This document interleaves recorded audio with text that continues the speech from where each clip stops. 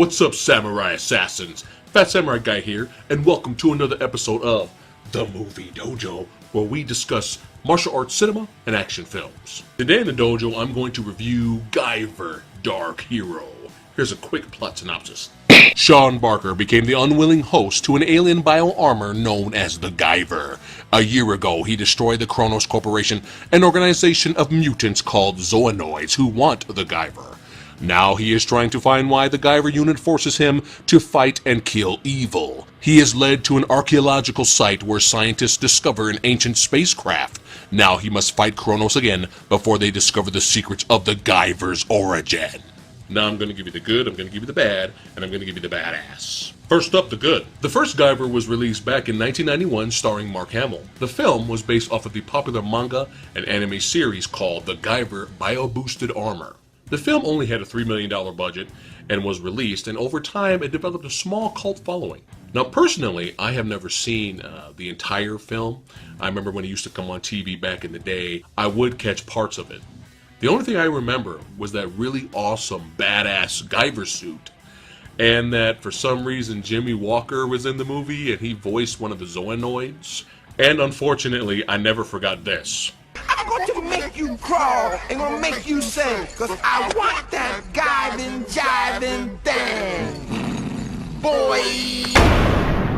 Now I have always heard that there was a sequel to the first movie, but I just never gathered up enough interest to try to hunt down a copy and watch it until now. Now me being a huge Godzilla, Kaiju, and Ultraman fan, there was just something hilariously awesome about a bunch of guys in rubber suits kicking the shit out of each other.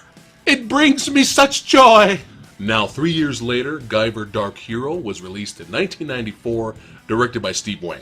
And I really have to applaud Steve Wang and the filmmakers for doing the best they could with practically nothing. But did they succeed in making an entertaining film? Let's find out. Now for the bad. Now this film has a lot going against it. Number one, there is no recognizable actor like Mark Hamill or even Jeffrey Combs to star in this movie. Number two, this film is a live-action movie based off of a manga or anime series, and we know how bad usually that turns out. Number three, as low budget as the first film was, this one's even lower, only $1 million, and it shows. Put it this way, this movie is not going to win any Best Cinematography awards. The sets in the movie are not really that impressive, or the CGI effects. And the acting is very standard for an average low-budget B film, ranging from averagely bad, like for example our hero. Every time he's close or he's in contact with the alien ship, it kind of looks like the guy's having an orgasm. And it reminds me of something else. Too horrendously bad. Now our main villain in the film, I can't remember his name right now, I'm just going to call him Bonk's Adventure.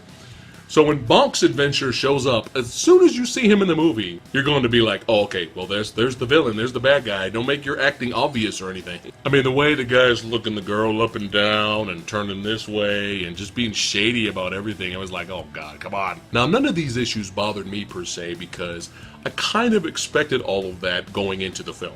But these issues will stand out to those that don't really understand this type of genre. And now for the badass. So the plot is kind of average. You got uninteresting characters, you got a very stock synthesized soundtrack, and not really the greatest acting performances. So what's left? Action sequences. Now here is where the film really surprised me. The fight scenes completely blow away anything the first film had to offer. Hey! Hey! The film starts off with an opening action sequence where the Guyver takes on these gangsters and completely destroys them violently.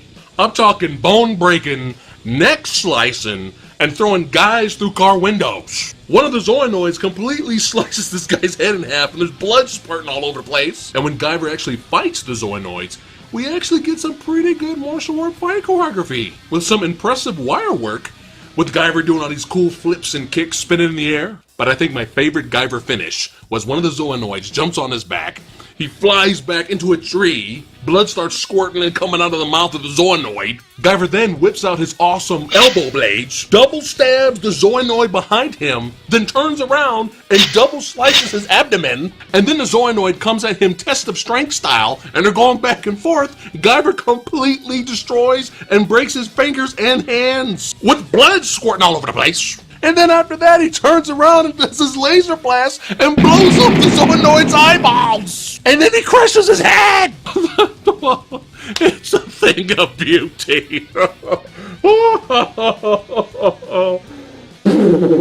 And also, for its really low budget, the Zoanoid animatronic creature effects were actually pretty well done. Obviously, some Zoanoids look better than others. I think my favorite was the one Bonk's Adventure ended up transforming into, because his Zoanoid form looked like a cross between the creature from the Black Lagoon and Predator. And then the movie transforms our villain into a Zoanoid/Guyver hybrid. And he looked awesome! And the end finale fight between both characters was fucking badass. And I think I lost my mind when Guyver's elbow blade shot out, and then the villain was like, well shit, I could do that and do it better. And all of a sudden he had these huge, gigantic elbow blades shoot out. I was like, fuck yeah! And they went blow for blow, blade for blade, baby. So overall, I highly recommend this movie for those that know exactly what they're getting into. And if you're not into this type of genre, it's perfectly fine, but just remember, with some films, the cheese is the charm. So for what it is and what it tried to accomplish, I give Guyver Dark Hero 4 out of 5 ninja stars.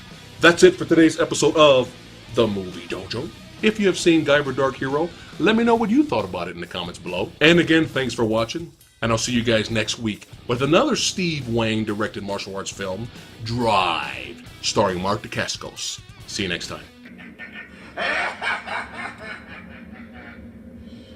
I got my job. Like, share, subscribe. Like, share, subscribe.